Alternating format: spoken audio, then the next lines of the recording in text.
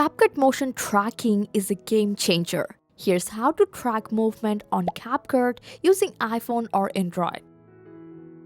So first we have to open up our CapCut and tap to the new project, and here we have to select the video we just want to use and then go for add. So now we just have to choose what we just want to use.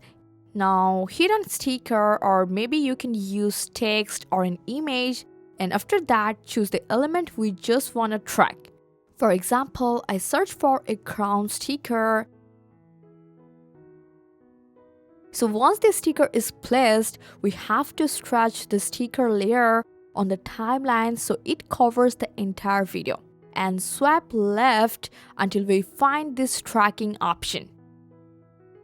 And then we have to move the tracking box and position it on the object or person you just want the sticker to follow.